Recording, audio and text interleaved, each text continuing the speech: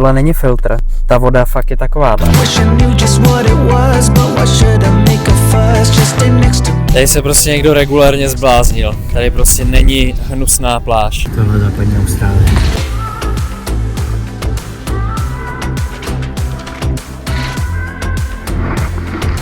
Připoutejte se, protože tohle bude jízda.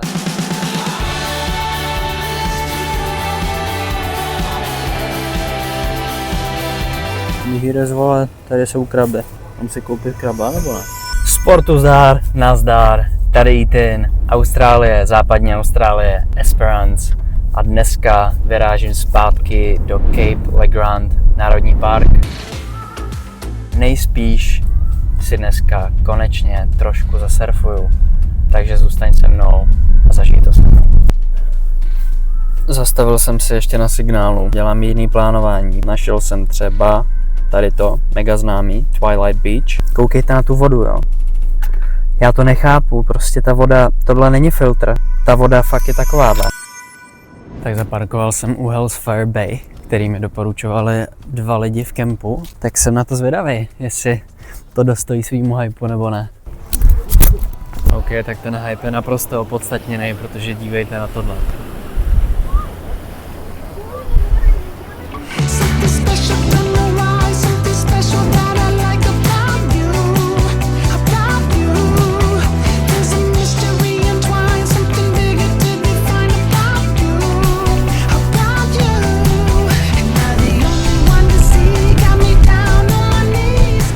Tak jsem se vykoupal a koupat se v tomhle je naprosto nepopsatelný. Prostě je to jak normálně bazén, úplně vyčištěný chlorem, průzračný, fakt je to neskutečný, jak plavat v krystalech. I když je docela zima a voda má tak 20 stupňů, v té vodě byste se mohli válet furt. A Hellfire Bay, neuvěřitelný.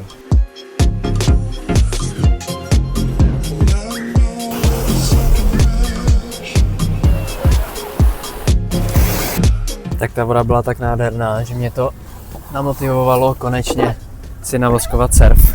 5.8 fish, okolo 38 litrů. Je to twin fin, což znamená, že má jenom 2 ploutvičky vzadu. A ještě jsem na něm ani nestál a vozím už tady 14 dní, protože severní Austrálie úplně není dělaná na nějaký velký surfování. Nastal čas a jdu nasurfovat, navoskovat pochopitelně.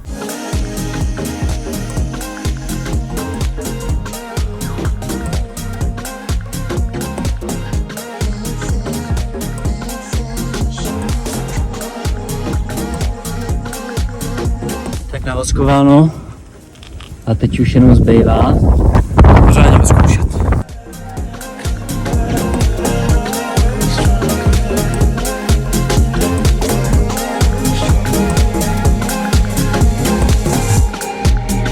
Tak tady už nějakých 10 minut pozoruju vlny, jsou to sice dost close-outy. Každopádně jsem se rozhodl, že aspoň na chviličku půjdu. Kamerku tady nechám a to z jednoho jednoduchého důvodu, protože když máte nový surf, potřebujete najít těžiště, potřebujete se s ním trošku stotožnit, zjistit, jak a co funguje. Na to, abych ještě držel kamerku, kterou bych musel mít takhle v tom na ústku chycenou. Je to další element, který vás rozhazuje a v klidu si dám normálně offlineovou surfovou session. Vlny jsou malý, což mi hraje do karet, se můžu v klidu rozpádlovat, nemusím tam bojovat o holej život prostě v 2metrových vlnách, ale v klidu a v pohodě si zjistím, jak se ten surf chová, co na něm mám dělat a nemám dělat. A kromě toho je to pro mě docela velký downsize. Já jsem měl 6.6, teďka jsem udělal downsize na 5.8, takže skok skoro o stopu. Určitě to bude těžší a jdu na to.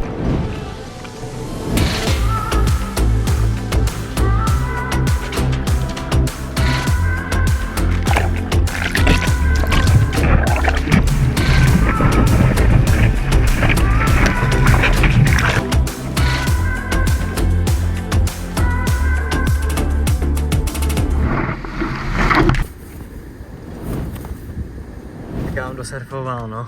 Prkno zajetý. Surfovali jsme 4, všichni strašně v pohodě, hrozně příjemný. V té vodě ani prostě nikdo jinak než příjemný být nemůže. A občas přišly nádherný vlny, takže nemohl jsem dostat lepší session pro zajetí prkna a bylo to fantastický. Bohužel kamerku jsem nevzal, ale měl jsem to v klidu Skoro jsem si popovídal s lidma na line-upu. Nemusím mít všechno natočený, že jo. Surf jsem vybral výborně, ale o tom vám povím víc v autě. Dámy a pánové, tohle je západní Austrálie.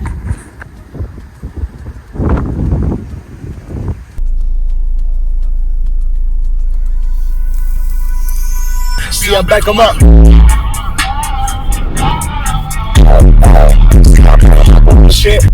A surf jsem vybral normálně.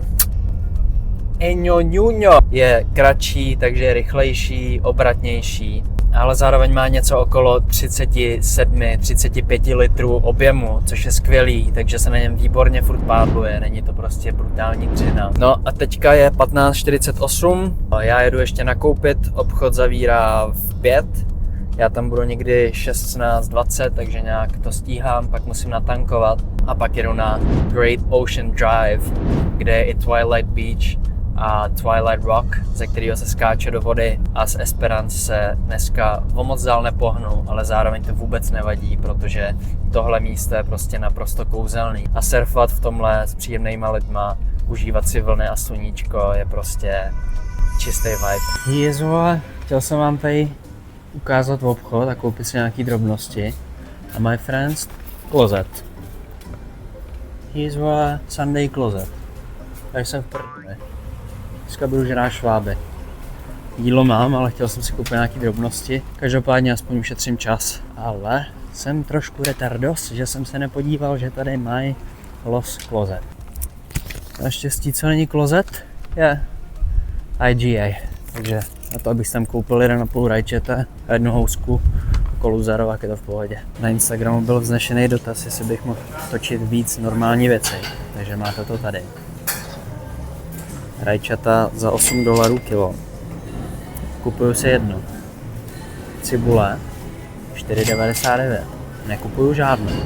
Co kupuju dál, jsou housky, ale I have to, musím najít housky. Mango za 3,49. Ale jsou to nějaký chcípáci, strašně maličký. Takže to si kupovat nebudu. Ale jsou z Carnarvonu, kde jsem byl před pár videama, takže jestli jste neviděli, jak se podívejte. Kromě toho v Carnarvonu jsem i projížděl těma farmama, takže se můžete podívat fakt na trošku background místního ovoce, které je podle mě hodně zajímavý. Díky zvole, tady jsou kraby. Mám si koupit kraba nebo ne? No, nákup velice skromný, ale já toho moc nepotřebuju. Dost toho mám ještě v autě. Takže jízva, I go, do auf Wiedersehen, zaplatit zahlen and go explore. Tak nakoupeno, ještě zbývá natankovat. Libore, platíš?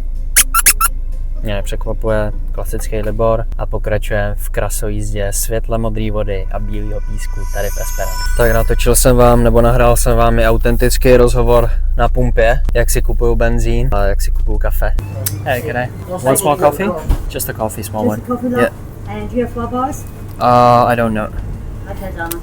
Ready to go, love. Oh, that's beautiful. Beautiful. Have a good one. Can I? Number 2, please. On cart. Yeah.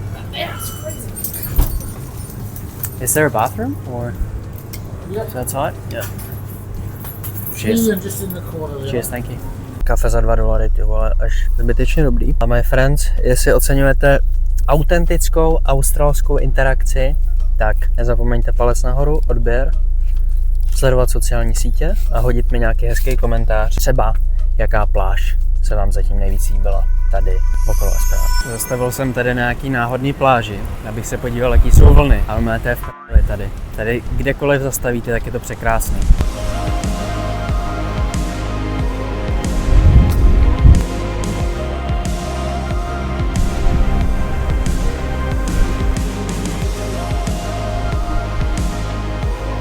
Další zastávka, jo. Blue Haven Beach.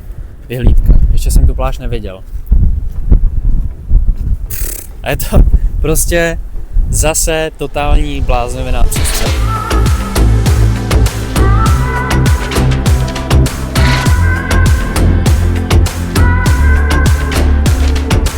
Ta světlomodrá voda s tím bílým pískem, to je normálně tak fotogenický, až to není normální. Brutál. Můžete vidět, tak tady prostě platí, že kdekoliv zastavíte a je to pláž, tak je to naprosto neskutečný. Tak mi to nedalo a zastavil jsem. Za prvý jsou tady vlny jako kráva. Asi nebude vidět tolik na videu, ale nedalo mi to a jdu vyslat do vzduchu aspoň břičáka. takže se na to jdem podívat ze zhora. The kick in every move and I fought us like a fool for you, for you. Wish I knew just what it was, but why should I make a fuss? Just stay next to me, girl, next to me, girl. Tady se prostě někdo regulárně zbláznil. Tady prostě není hnusná pláž.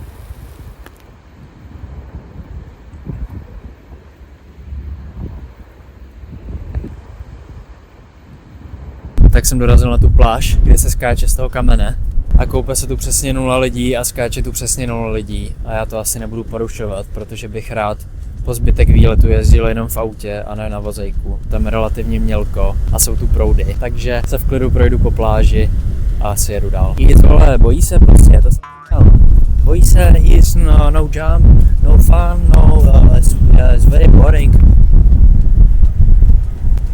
Nádherný zase, ach jo. There's a mystery entwined, something bigger to define about you, about you. Am I the only one to see? Got me down on my knees, taken by your gravity, and I just know you. Ten písek, jo, to je jak mouka.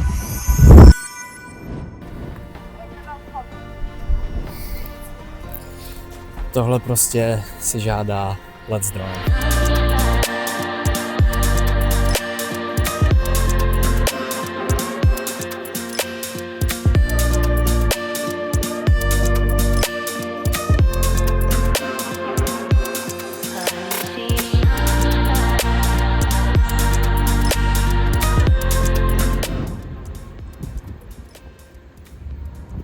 Say what you will about love.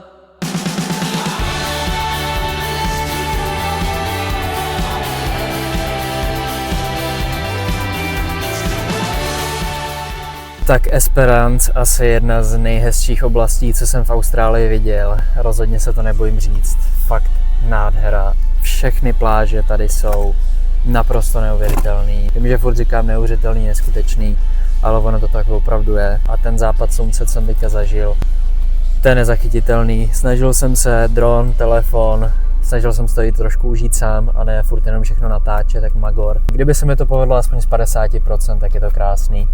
Ale naživo prostě je to ještě úplně jinde. Pro dnešní video je to všechno. Doufám, že si se mnou Esperance užil. Určitě tady budu víc surfovat, takže pokud se ti to video líbilo, dej mi palec nahoru, odebírej mě, hoď mi nějaký hezký komentář, sleduj mě na sociálních sítích a třeba příště se uvidíme tady v dalším videu na surfu nebo na nějakým dalším hezkým dobrodružstvím tady v Austrálii. Měj se krásně a nazdar. Čekal jsem, že to bude shit show, že to bude první session a že nechytím ani vlnu. Chytnul jsem asi 7 vln, všechny byly krásný, byly teda takový rychlejší, hodně do closeoutu to bylo dneska, takže žádná dlouhá jízda. Na kameře by to se nevypadalo nějak extra dobře, takže vůbec nevadí, jsem si ji nevzal. První session a výborná byla, takže super, těším se na další.